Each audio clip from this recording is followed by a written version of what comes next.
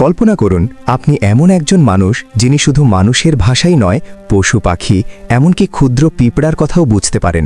কেমন হবে সেই জীবন? আজ আমরা জানব আল্লাহর এক অলৌকিক ক্ষমতার অধিকারী নবী হজরত সুলাইমান আলাইহিসসালামের সেই বিস্ময়কর কাহিনী, যখন তিনি একটি পিঁপড়ার কথা শুনে হেসে উঠেছিলেন। কি ঘটেছিল সেদিন? কেনই বা তিনি হেসেছিলেন? চলুন ইসলামের সোনালী ইতিহাসের পাতা থেকে জেনে নিই সেই অলৌকিক ঘটনা।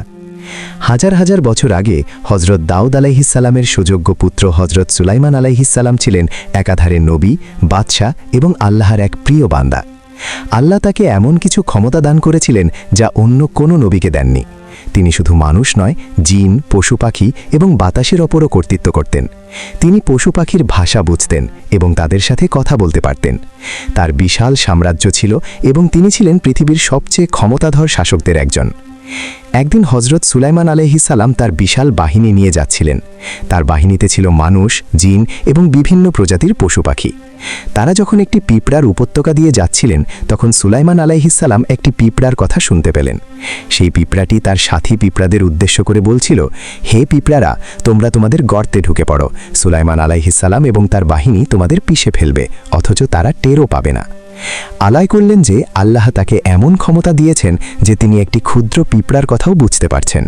তিনি সাথে সাথে তার বাহিনীকে থামালেন এবং পিঁপড়াদের কোনো ক্ষতি না করে সেখান থেকে চলে গেলেন। এই ঘটনাটি কোরআনে সূরা নামল 18 ও 19 নম্বর আয়াতে উল্লেখ করা হয়েছে। এটি আমাদের শেখায় যে আল্লাহর ক্ষমতা কত বিশাল এবং তিনি তার বান্দাদেরকে কত অসাধারণ ক্ষমতা দান করতে পারেন। এটি আরও শেখায় যে একজন ক্ষমতাধর শাসক হয়েও হজরত সুলাইমান আলাইহিসসালাম একটি ক্ষুদ্র পিঁপড়ার প্রতিও কতটা সংবেদনশীল ছিলেন।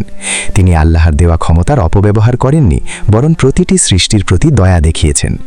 বন্ধুরা, হজরত সুলাইমান আলাইহিসসালামের এই অলৌকিক কাহিনী থেকে আমরা কি শিক্ষা পেলাম? আপনার মতামত কমেন্টে জানান।